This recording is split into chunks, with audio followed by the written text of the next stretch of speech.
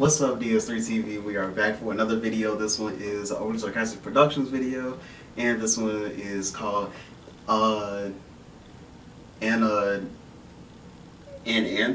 Win Stories. Okay, so this is the stories in this miscellaneous myths by Sarcastic Productions, and also this was another recommended video by a subscriber. And yeah, you could also recommend videos down in the comment section down below. Yeah, and I will look at it and react to the videos as soon as possible. And yeah, so let's get into the video. Also subscribe to the channel. I want to get 1,000 subscribers by Valentine's Day. And yeah, let's get into it and play. Pretty well-known god, all things considered. He originates with the Asante people in modern-day Ghana, and a lot of his folktales were carried to the New World through, well, the same way a lot of people from West Africa were. Anansi is a trickster spirit, a small, fragile spider who habitually thwarts vastly more powerful enemies and accomplishes great feats through cunning alone. So it's a spider. Okay, that's interesting. Strength required. His motivations are almost always selfish, and he's pretty morally neutral, but everyone loves an underdog, and considering the circumstances of the people who brought his stories over, it's not too surprising that his theme of a disadvantaged hero surviving and overcoming powerful enemies got so popular. Yeah, I mean, that's kind of what everybody, you know, would have dreamed happening at that time anyway, too, you know.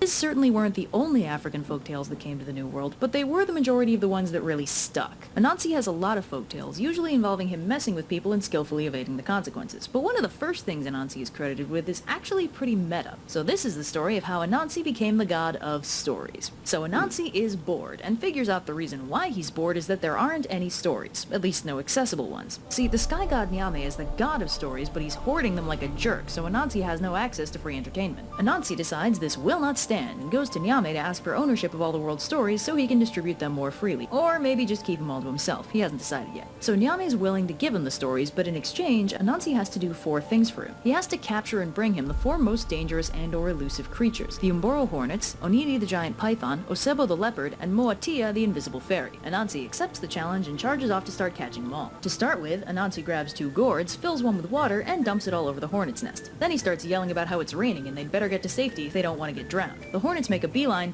for the empty gourd, and Anansi plugs it and takes it back to Nyame. Next up is Onini the python. For this, Anansi cuts down a long palm branch and starts pacing around Onini's house, muttering to himself. Onini's like, what's going on over here? And Anansi's like, well, see, I was arguing with my wife earlier.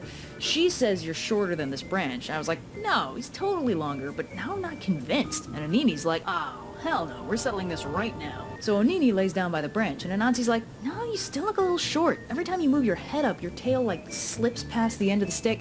Tell you what, how about I tie you to the stick so we can know for sure? And Onini's like, that sounds like a great plan. So Anansi webs him to the branch and carries him back to Nyame. For Osebo the leopard, Anansi digs a big hole and covers it with sticks and leaves, which sounds incredibly tropey and obvious until you remember Nyame has a monopoly on stories and the tropes thereof, and therefore Osebo is highly unlikely to be familiar with even the obvious classics. So Osebo falls in the hole. Anansi comes over like, need a hand, buddy? And ties down a nearby willow tree, then spins a rope and attaches it to the treetop. He lowers the web into the hole, and when Osebo— I like how easily he's going past this, and it's kind of like the monkey king, but he's smarter than him. Like, he's definitely like smarter in the stories than him. Was like the Monkey King, he's like, he learns from his mistakes, but it takes some time. He's just like, okay, I'll do it, and knew exactly what to do at the start of it.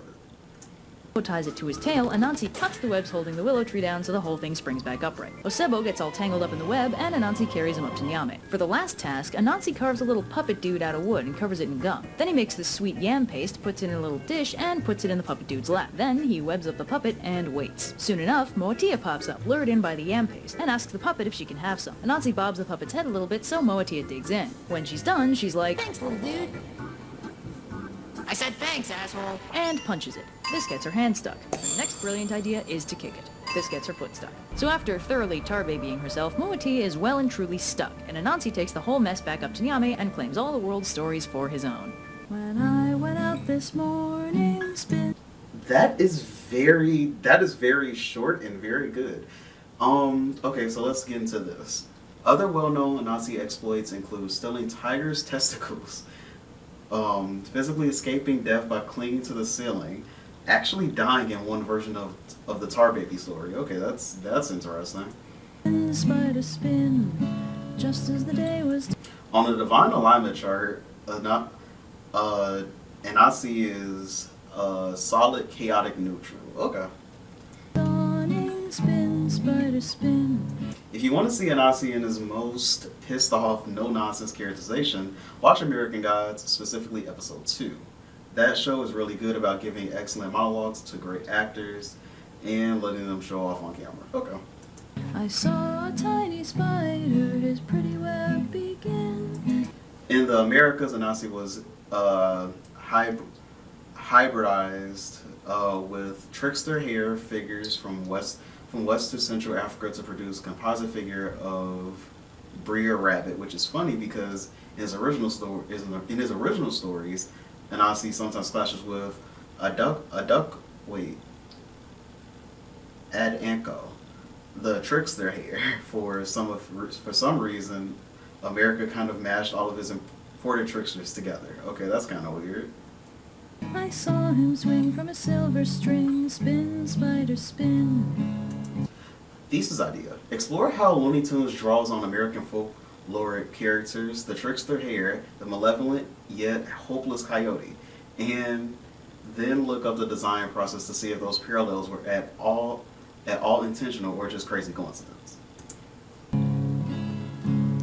When I came home this... Well, that was a good video, and yeah, talk to you guys in the next video. Subscribe to the channel. I want to get 1,000 subscribers by Valentine's Day, and yeah, talk to you guys in the next video. Peace.